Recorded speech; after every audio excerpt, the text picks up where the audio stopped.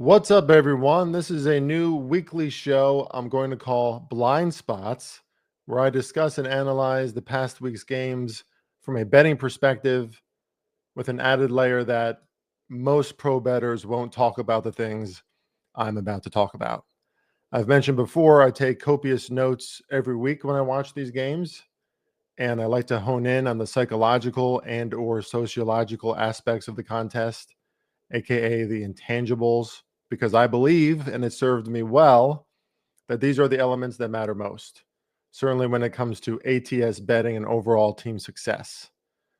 We were 3-4 for -3 units in week one, but there's a caveat there. We had the over in Thursday's game, which, as you know, they scored 41 points in the first half. Weather delay happened, goal line turnovers happened. Somehow that ended at 44. If you don't think that's absurd, you're living in a fantasy land. So I'll leave it at that. And then I had the Ravens last night, Sunday night. You've probably seen the win percentage, or the likelihood that they were going to win, 99% with 4 minutes left. Derrick Henry fumbles. The Ravens had a shot to end the game on 4th and 3. They choose not to. They punt it to Buffalo, and the rest is history. Oh, the absurdity of the NFL. But as I said, and as I tweeted out, if you're going to bet this sport, especially as a serious investment, you have to be able to stomach these absurdities and move on, right? Not get too emotional about it. Realize that I was right about those angles. Could have been 5-2 in week one, but it wasn't, right? That's the absurdity that happens in a volatile sport where there's only 17 games for each team. It ain't easy.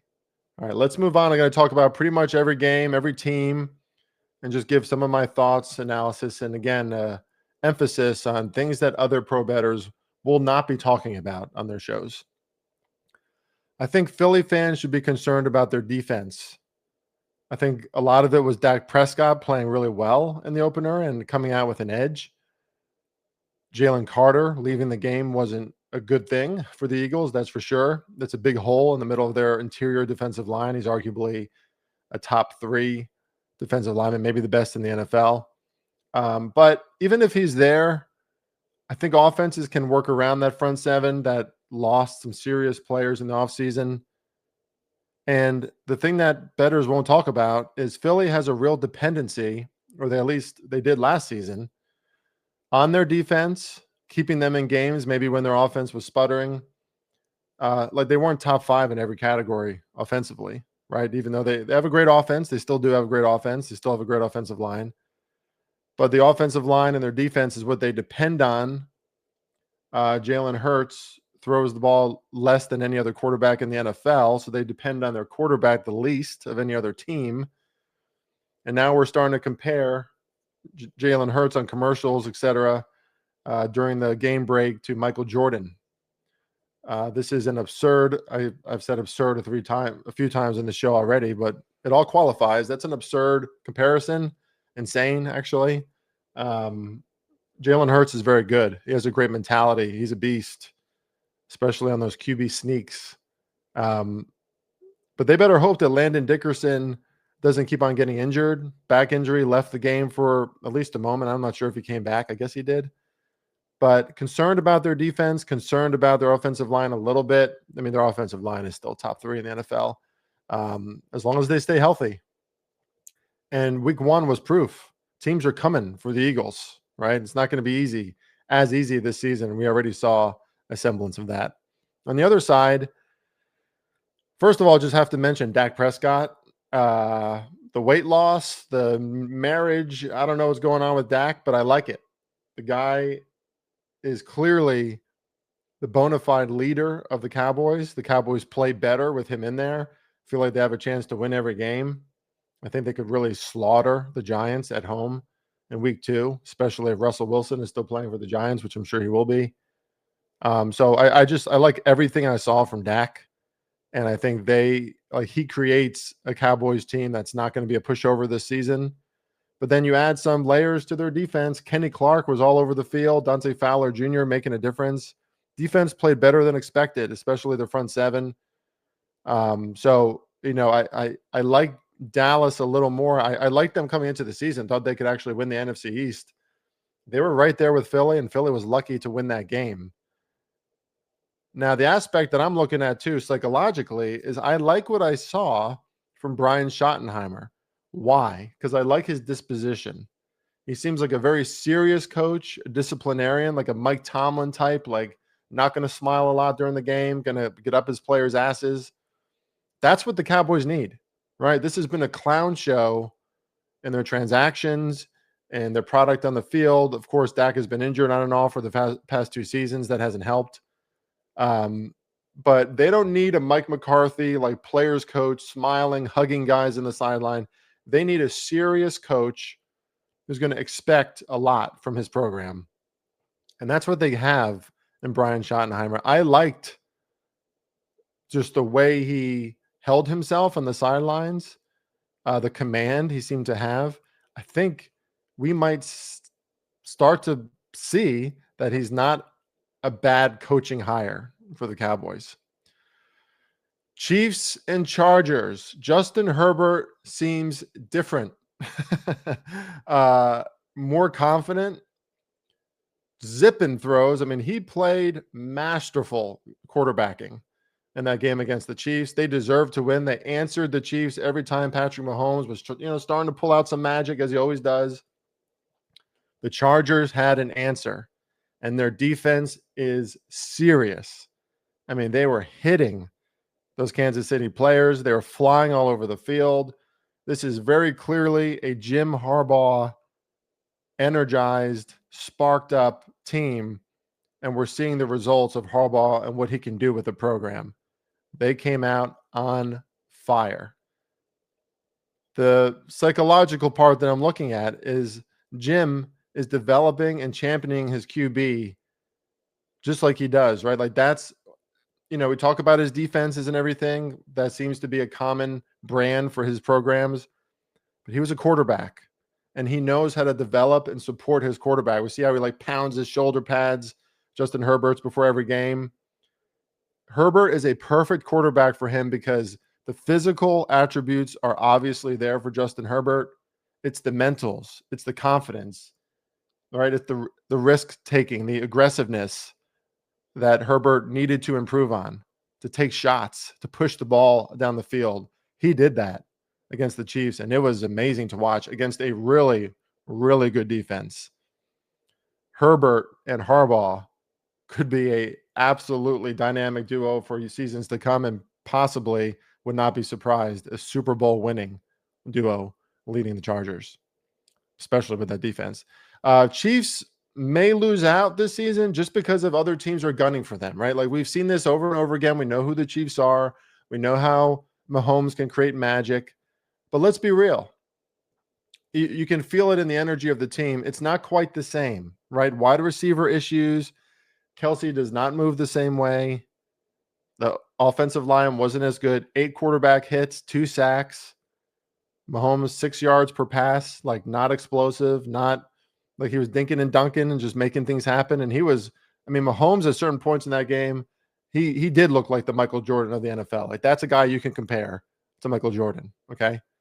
So, the Chiefs almost hung in, almost tied it up, could have been hanging around, could have won the game just because of Mahomes. Again, the Chargers answered, but it is different. It does feel different. It feels like the Chiefs are going to have to fight harder than they ever have with a less talented team, particularly on offense, particularly at the wide receiver position. If I'm the Chiefs, I'm not giving up DeAndre Hopkins. He's not leaving the team just because of his veteran presence, his ability to catch the ball. We saw him make a difference for the Ravens last night. Something's different in Chiefs land. And I did say this season is they're not going to make the Super Bowl.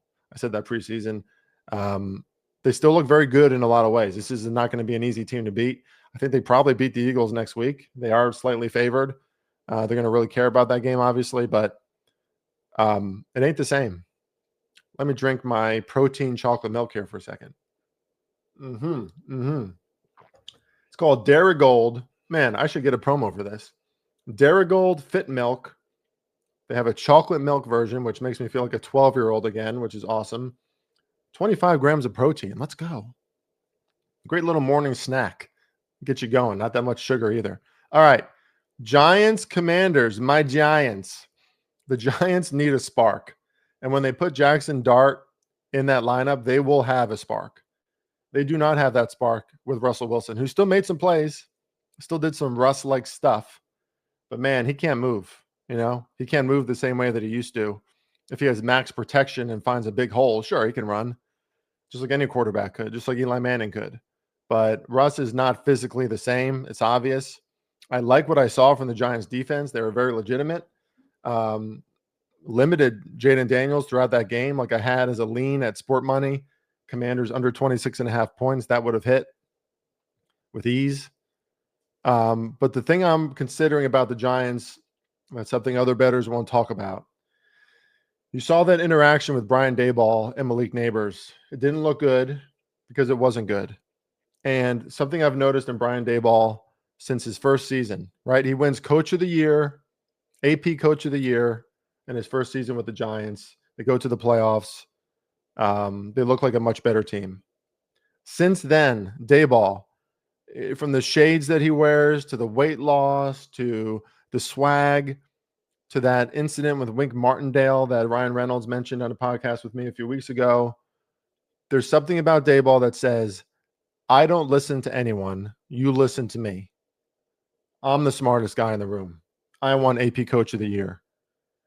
Don't like that for a head coach. Don't like that for an unproven head coach that doesn't know everything, that probably has some room to improve and to consider other input. I love Malik Neighbors' fire. Like, yeah, you could say he's a diva wide receiver. The kid wants to win. The kid wants to do more for his team. And clearly there's a disconnect between Daboll and some of these players. Now, if Daboll loves Jackson Dart and they have a good dynamic and he comes in and plays, that could mean great things or better things for the Giants. But I don't like what I'm seeing from Daboll. I think he's a little too, for lack of a better way to say it, no pun intended, fat and sassy, thinking that he's the man. You're not the man. The Giants have looked pitiful for all but one season that you coached them. And he might be the reason why they're held back. Jaden Daniels, on the other hand, Jaden Daniels, what you won't hear from other sports bettors, Jaden Daniels is the Steph Curry of the NFL officially, right? He's smiling out there. He's, lofting up threes. In other words, he's making these plays like it's easy. He's super fast. I mean, this guy, we don't compare many people to Lamar Jackson, but the ease that Jaden Daniels separates from other defenders when they're chasing him down is like, it's like butter. He's smooth, right? Just like Steph. Who doesn't want to play with Steph Curry? Everybody wants to play with Steph Curry. And this kid, even the Giants front seven is very legitimate. They're ferocious. They sacked him a few times. They pressured him a lot. But this kid is unflappable. Makes the right decisions from game one, week one, super confident, out there smiling. He misses a pass. He's smiling. No big deal. Makes the plays when he needs to. And I like that I saw the Commanders on defense. The veterans are like excited to be there, playing well. That front seven and particularly their defensive line, we saw some big plays made by the additions that they brought in. Man, Jaden Daniels and the Commanders are not going anywhere. And that kid is, I mean, I can't say how special that kid is more. He is special, special, special. The Cardinals and the Saints, the Cardinals far underperform. This is what they do, right? You look at the Cardinals and you see maybe some of their acquisitions and where they're going and how they're improving and what they can do on offense. And they underperform. And maybe the Saints came out with fire because everyone thinks they can't win this season. Like Spencer Rattler played better than I certainly thought he would. But Kyler only makes the big plays when he has to. Not sure if you noticed that. Like, yeah, he can run around in the backfield and he can do a big play here and there and he can make things happen. Very magical, right? But he doesn't do that on first and second downs when it's like the second quarter, it's a tie game, they're up 3-0, 7-0, whatever. He's not doing that. Like, he does it when he has to, when he's under duress, when it's a high pressure situation. And that's why the Cardinals can hang in games. That's why they're probably going to be a good team to cover against the spread, especially when they're an underdog. But they never seem to have the same juice. And that juice starts with your quarterback. Like, what's the energy that your quarterback is bringing? What kind of leadership is he bringing? Kyler Murray with his sky high, super big hats that he wears and his tiny little head and body, it's just not translating for me. And I don't think it translates to the players, and I don't think they come out with a lot of juice. I think the Panthers are going to come out with more juice than they will certainly in week 2. And just something I'm starting to notice too, from a leadership perspective across this team, I don't think they have much of it. And Jonathan Gannon, for as good as he could be on defense, as a defensive mind, he certainly is not showing it very much for the Cardinals. They played better last season, but you're going to New Orleans against Spencer Rattler and the Saints, who are challenged to say the least. It didn't look very good. I mean, the Saints outgained them in yards per play, 4.7 to the Cardinals, 4.5. Just pathetic. Like, just not good. I know the Cardinals covered, but it wasn't a good performance. And I think Gannon could be a Brandon Staley type. In other words, a guy that really can't relate or lead real NFL players. I wouldn't think too highly of Indianapolis just yet. Okay, I'm not saying, look, Daniel Jones he was feeling himself out there. I'm happy for him. It was certainly better than what we've seen from Daniel Jones in the past with the Giants, that's for sure. So for one game, Daniel Jones was the man. Okay, but let's see what happens when they face a real defense. Ooh, just turned a replay game on in the background. Sorry about that. Let's see what happens for the Colts when they face a real defense, because Denver's incoming, and that's a real defense. And they faced a team in Miami that has real problems. So happy for Shane Steichen, happy for Daniel Jones. Tyler Warren is the real deal. I mean, that kid is freakish. Like, better product than what I expected across the spectrum, right? Like, offense, defense, way better than what I expected. Kudos to the Colts, not taking anything away from a win. A win's a win, a really impressive win. But let's see what happens when a real team and a real defense comes in, because there are issues in Miami, big time issues. Okay, so I mentioned before the start of the season that Mike McDaniel might be losing this locker room. Like, the whispers of that were out there. And, I'm watching Mike McDaniel, and after his first season with the Dolphins, all right, he comes from San Francisco as like this offensive guru. Suddenly, Miami is like one of the more innovative, fun teams to watch. Their offense is unbelievably explosive. Now he's wearing designer shades, his hair slicked back, gold watches. It's like this Miami effect, right? And meanwhile, Tyreek Hill is like hanging his newborn baby off a balcony and just being crazy with all these kids, which that is crazy. Okay. Any guy who has like 9 kids from 9 different people, it's a little crazy. All right. One of their assistant coaches was caught beating up a woman, like, on camera over the weekend. I mean, he was apparently coaching this weekend. Like, I don't know what's going on there. I don't like any of the energy coming from Miami. Stay away from this team. Like, I don't care if they come out next week and they put up 50 points. I'm not trusting this team. I think Mike McDaniel has lost the locker room. Something's off. Like, you can't be the guy who's acting cooler and snarkier and smarter than everybody else at press conferences, and then your team is never really doing much. They're never winning in playoff games. They can't hang around in tough situations outdoors. And now you're starting the season like this. The Dolphins, one of the reasons why I like them in week 1 is they started off every one of their last 3 seasons 1-0 under Mike McDaniel. Usually, 2-0, there's some 3-0s in there. They start off really well and crisp. If this is how they're starting off in a dome, right? There's no weather implications. That should be cause for concern for the Miami Dolphins. I got to rewatch the Raiders and Patriots game. That's a good win for Pete Carroll. I think clearly the New England wide receiver room is still suspect. They have a young kid who played well. Again, I have to rewatch that game. Brock Bowers is very legitimate. I am not going to say too much about that game because I need to rewatch it. The Steelers and the Jets. I had the Steelers in one of my survivor entries, so really happy to see them pull that out in the end. What a field goal by Boswell at the end of that game, like, made it look easy from 60 yards. That was nuts. The Steelers have some offensive line issues. Like, Aaron Rodgers didn't have time in much of that game, but the fact that he scored 4 touchdowns, that's a really good sign, especially against the Jets defense that was playing amped up. I mean, Quinnen Williams was making some great plays. But what you feel from this game for the Steelers, like, as an analyst, right? I'm looking at the psychological aspects to this. The Steelers are saying to themselves now, and I think they always knew it, especially Mike Tomlin and Aaron Rodgers, this can actually work. Like, we can do this, right? Like, Aaron Rodgers made the plays. He was looking downfield. Also, second season off of the torn Achilles, he's probably a little more mobile. Like, he's not going to be super mobile, right? He's not going to be 30-year-old Aaron Rodgers, but he looked better, moved around in the pocket better, saw the field better, trusted his offense better. DK Metcalf proved to be a great addition, made some great plays.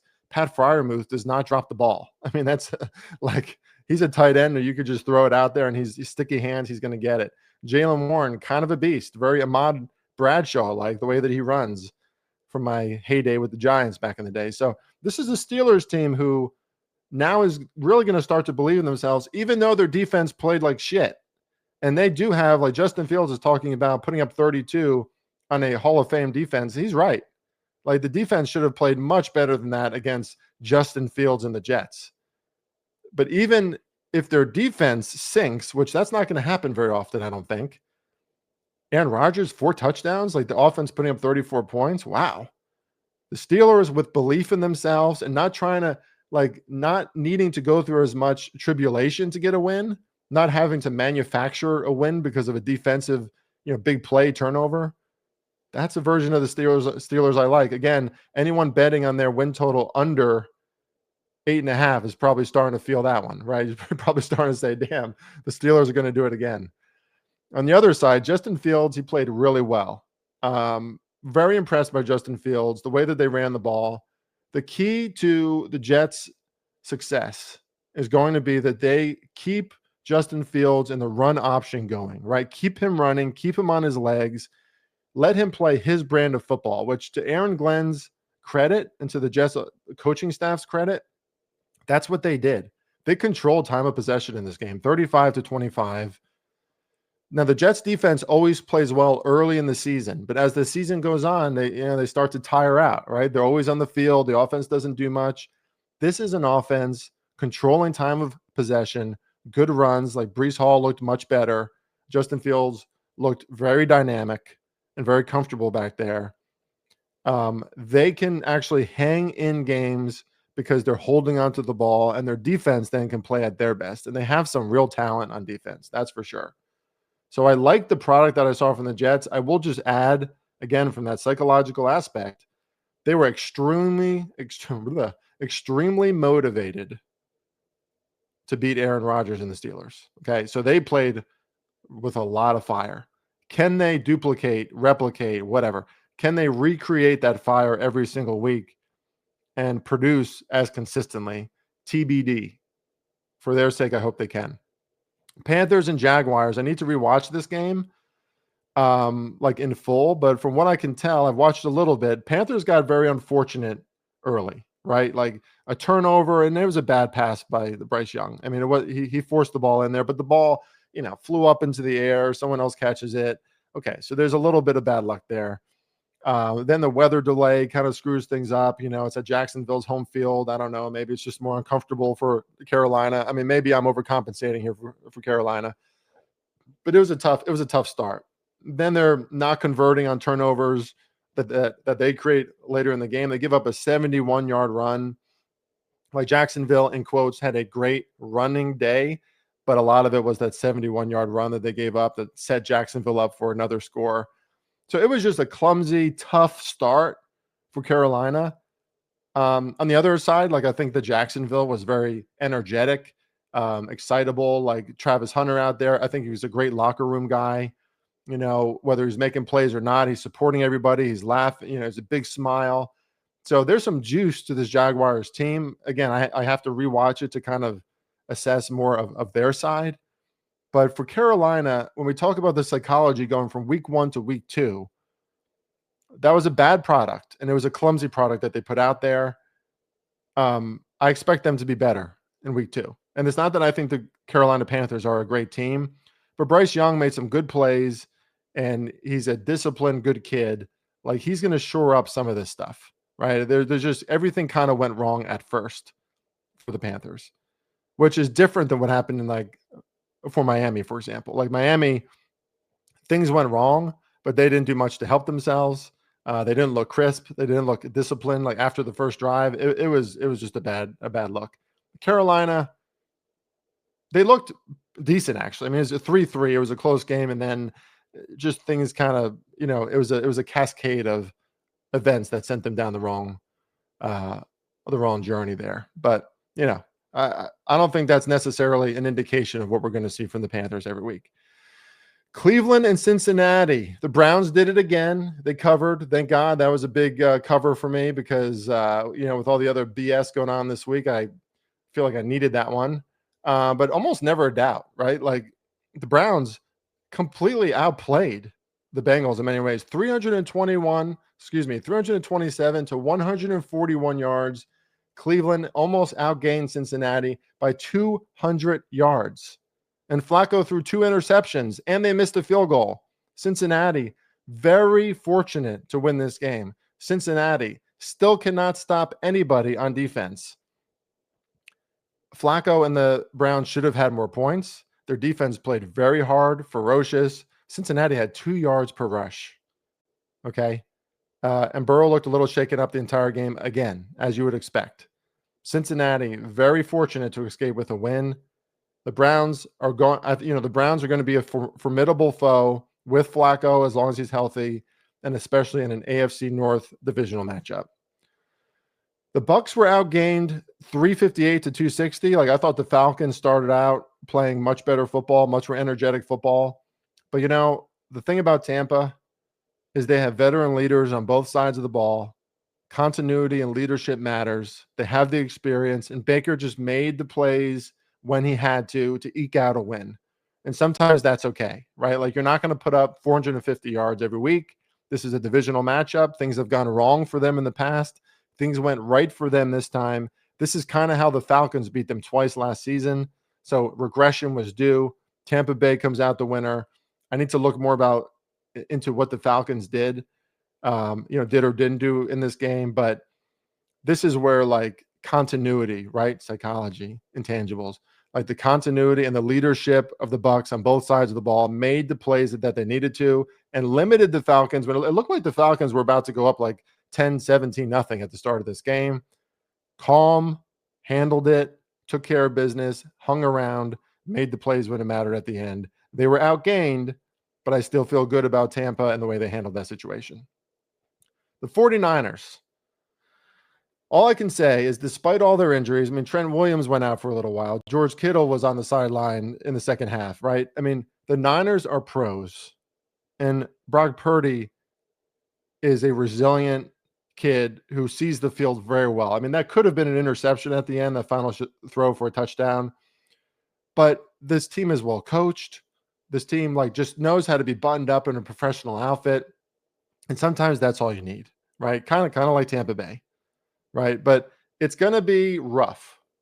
Like for a little while, it's going to be rough. There's too many injuries at wide receiver. There's a lack of depth that they used to have on defense. Their defense actually played really well. But I think, better offenses are going to be able to expose them a little bit more. But this is a professional organization that if Brock Purdy and the 49ers can get out of the first few weeks and all these injuries and, get Kittle back, if they can get out of this with more wins than losses, there's a very good season incoming, especially when they get very healthy. On the Seattle side, Sam Darnold was fine, but he was not exceptional. 6.5 yards per pass, 150 total yards. I worry about the Seattle Seahawks explosivity. Like this doesn't qualify to me as an offense that's going to be able to go up and down the field ever. They're going to have to pick and dink and dunk and little runs here and there and rely on their defense. And their defense is very good. I mean, I think their defense showed a lot today. They fly around the ball. It's a Mike McDonald thing. This is what he does. But I'm concerned about that Seattle offense. Denver, defense looked amazing. Okay? Don't have a lot of concerns about their defense. And that's against a rookie in Cam Ward who looked pretty damn good. I mean, the kid has poise. But the thing I want to mention here that you might not hear in a lot of shows is that, and Ryan Reynolds mentioned this a few weeks ago on my show too, sharp guy, that Ryan Reynolds.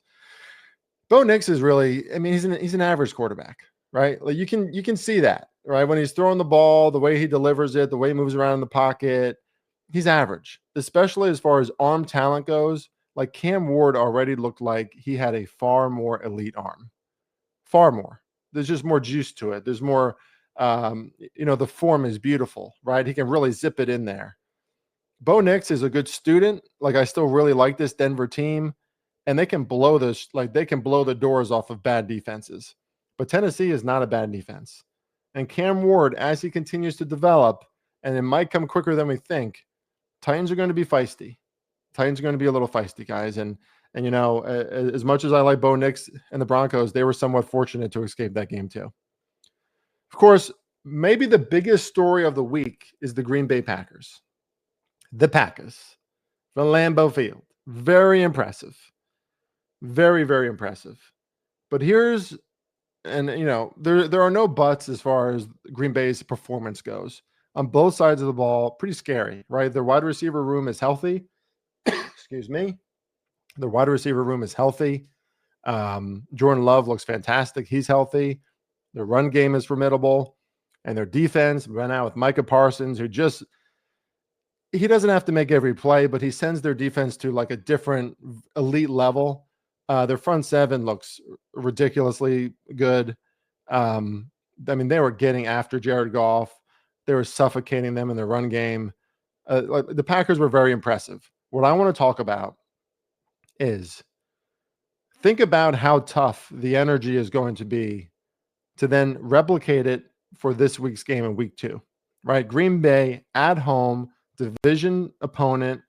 Lions beat them twice last season. Fired up, a sunny day in Green Bay, and they deliver in a big way, right?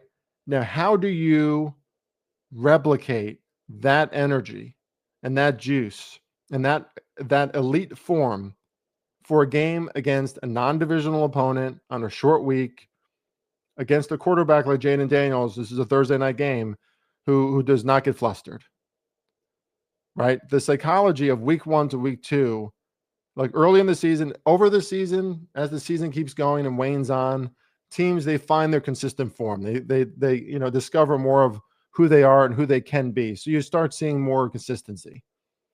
But week 1 to week 2, when now the whole NFL world is talking about you, you have to do that again in week 2 against a more challenging opponent, in the sense that you're not as familiar with them and there's a little more dynamism to what they do. So it's going to be interesting to see how the Packers look in week 2. I think this is a very, very good team. Let's not jump on the Super Bowl bandwagon just yet. The Houston Texans are going to be in many games like they were today, but many games are going to look exactly like they did today too. Both teams under 300 yards, like great defense in various parts of the game from Houston. But again, an offensive line that's going to hold CJ Stroud back. CJ Stroud has to make too many plays all on his own. A run game that's very pedestrian. It's just tough to see how the Houston Texans are going to like go far into the playoffs, and they might have the AFC South in jeopardy at this point, right? Like they might not be the winners of it. I mean, I could see that being a real situation, especially with a tougher schedule. The AFC South is easy in general. That's what but when you face divisional opponents, it's never easy. A lot of games are going to look like exactly how they looked for their game against the Rams. Right there with them. CJ Stroud special. Oh my God. It's all defense. What's going on offense? And don't sleep on those Rams and their defense either. We'll talk about them a little more later this week. But that's like Texans games and unders and just like defensive battles, probably going to look the same. Last but not least, the Bills and the Ravens is a great example of why the quarterback matters most. And Lamar Jackson is just as good as Josh Allen, in my opinion. Like these are two of the most talented, if not the most talented quarterbacks in the NFL. What an absolute show. But when the Bills were down 15 points, their coach put the onus of the entire game on his shoulders. Of course, Derrick Henry fumbling and certain things happening on the Ravens side helped. But Josh Allen could not be stopped in the fourth quarter, right? Like something like 249 yards, something like just insane, right? Whereas on the other side, The Ravens, even after the Derrick Henry fumble, they have 4th and 3. They could end the game. They have Lamar Jackson, 2-time NFL MVP, and just a talent as rare as anyone in the NFL. And they don't try and get the first down. They don't try and just end the game right there. I mean, it was truly unbelievable. Like, really poor coaching choices by Harbaugh, and I think Harbaugh is an issue. He is laissez-faire until he needs to be, more aggressive and stern. But you can tell he gets excited for his players. He's a player's guy. He's loved in Baltimore. But I don't think there's a killer instinct or mentality in this team. It shows in the stats. They've done this many times before. As much as any team in the NFL, they lose these close games and they don't close out games. To me, that's a coaching thing.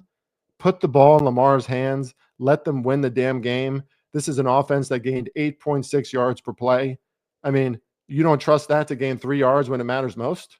You're going to rely on your defense, who Josh Allen was mowing down in the fourth quarter? It didn't make any sense. Baltimore, probably the better roster, but in the end, it didn't matter. Why? Coaching and quarterback. Better coaching, better quarterbacking, more quarterbacking from the Bills. Bills win. And just an unbelievable display of how you can think, like I was, texting my friends, like, these Ravens are a juggernaut, could be their year. Man, this is what I mean by the intangibles of the game. The choices that were made by the coaching staff, the onus on Josh Allen made the difference in that game. Of course, the Derrick Henry fumble didn't matter. Okay. I thought this would be a little shorter of a pod on Mondays, but I like it. 36 minutes. Check me out, Farley Bets on Substack. That's farleybets.substack.com. We were 3-4 in week 1. Could have been 5-2, like I said. Can't wait for week 2. Can't wait for more NFL action tonight. Vikings and Bears should be very good. Look out for more from me all week. And let's go. Farley Bets coming at you later. We got the preview podcast later in the week and plenty more content on Substack this week.